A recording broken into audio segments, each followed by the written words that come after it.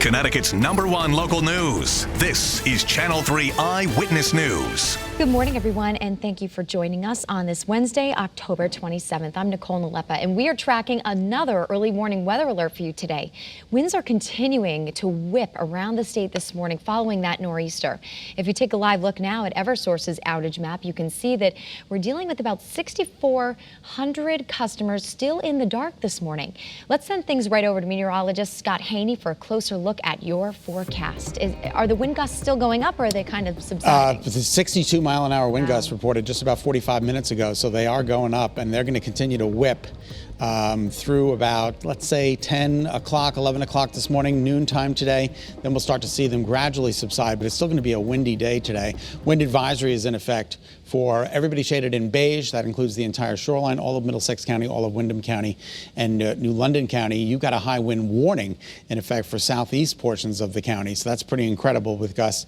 We saw a 62-mile-an-hour wind gust at Ledge Lighthouse. I'll show you that in just a second. The rain is pretty much winding down, just a couple of sprinkles or scattered showers, and as we roll out the bus for the kids, send them off with an umbrella. You know what, rather to be safe than sorry, but for the most part, the rain is over. They're going to need a windbreaker, that's for sure, because it is windy out there. And notice the temperatures only topping out in the mid to upper 50s today, so it's going to be a cool day. Look at Old Saybrook. Hang on, baby. Old Glory waving in that wind out there. And look at the rough sound. Wow, that's just incredible, right? Look at that flagpole moving. Hartford, 53 degrees, not a bad temperature. Typical overnight low is about 38, 39. So we're doing better than that, but the wind out of the north at 23 does make it feel a little bit cooler. And there's our New Haven ICAM. Hang on, 59 degrees with a wind out of the north at 29 miles an hour. All right, so there's that 62-mile-an-hour wind gust reported at the New London Ledge, 50-mile-an-hour wind gust reported in Groton, 44 in Hartford, and 44 in New Haven. So those wind gusts are pretty incredible. Temperatures, very tight temperature gradient, 50 to 60. This morning, you've got 60 in Bridgeport, 50 in Putnam. Everybody else is sandwiched in between. And here are the sustained winds. Look at this, 31-mile-an-hour sustained wind in Waterbury. That's sustained. That's not a gust. 31-mile-an-hour sustained wind, 29 in New Haven. And look at the gusts, 40s all over the place. Willimantic, Waterbury, New Haven, Bridgeport, Groton, 44-mile-an-hour wind gusts in Groton right now. So a windy start. Improvement as we move through the day today, and then tomorrow looks great. You can see the storm just retrograding back into Connecticut, but again, the rain stays at bay over the Cape and the islands there.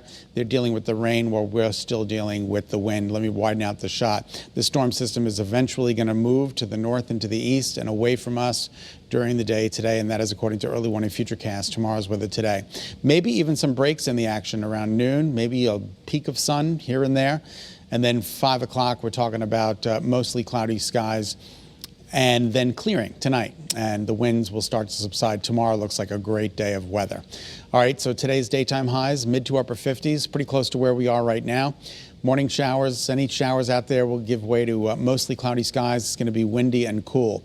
Your 7-day forecast shows much better weather tomorrow. 58 degrees, a beautiful day. Friday, increasing clouds with rain developing Friday night. Saturday looks wet, as does Sunday morning, with some scattered showers still hanging around on Sunday morning, but we're expecting partial clearing for Sunday afternoon, and that'll be just in time for the trick-or-treaters.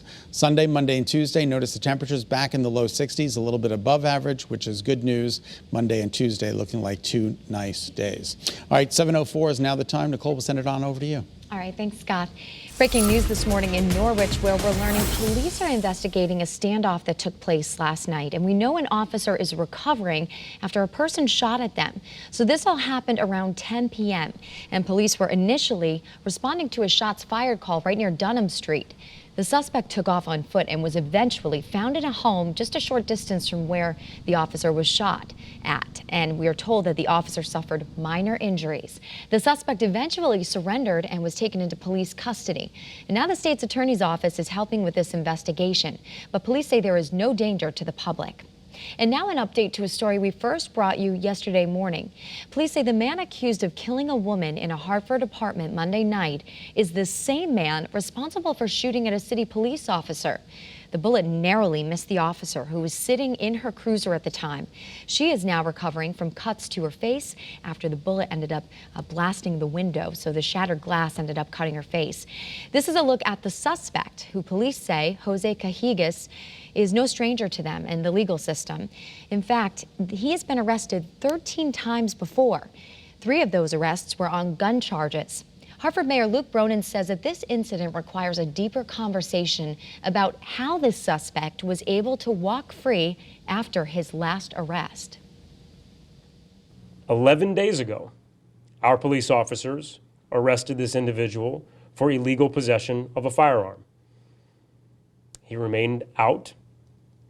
Yesterday, he murdered somebody and attempted to assassinate a police officer. We need to have a serious conversation about how that's possible. Police tell us they were able to link a casing found in the officer's car to casings found at the shooting death in that apartment on Spring Street. And new details this morning on a hit-and-run crash in Suffield. Suffield Public School officials confirmed with us that the victim of that crash was a graduate of their district. 20-year-old Megan Boycine graduated back in 2019. And according to UConn, Megan was a junior at their School of Business and studied marketing. Now, the crash happened Saturday night right at the intersection of Thrall and East Street North. Also happening today, U.S. Senator Richard Blumenthal and Massachusetts Senator Ed Markey will both be urging Congress to pass legislation that would protect kids on social media platforms.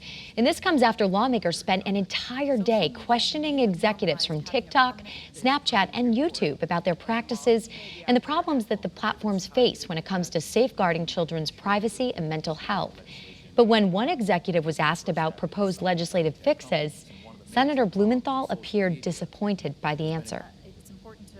This is the talk that we've seen again and again and again and again. We support the goals, but that's meaningless unless you support the legislation. And it took a... Now, Senator Blumenthal will be discussing one of the legislative fixes this morning at 11:30, and he'll update us on the Children's Online Privacy Protection Act. So this event will be live streamed on the senator's Facebook page. The CDC still needs to formally sign off on Pfizer's COVID-19 vaccine for kids ages 5 to 11. But yesterday's approval from the FDA is a big step forward for families who are looking for some protection for their children. If green-lighted by the CDC, children could have access to the shot by November 4th. Quinnipiac University's Dean of the School of Health Sciences says Connecticut is ready to distribute the shot.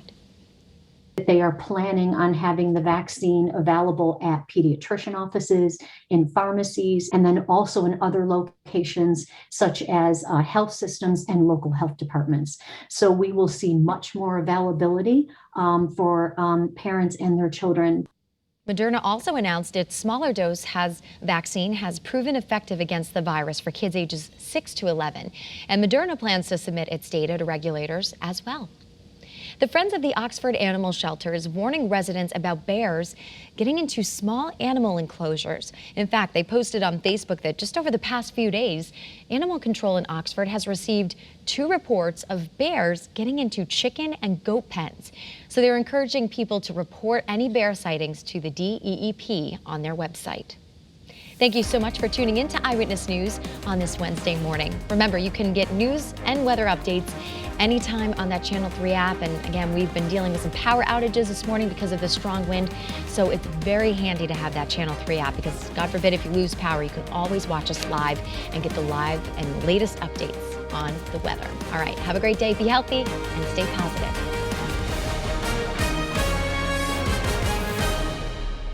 Thanks for watching Channel 3 Eyewitness News. Watch us live wherever you are on our mobile, on our streaming news app. And you can also watch us on Roku, Apple TV, and Fire TV.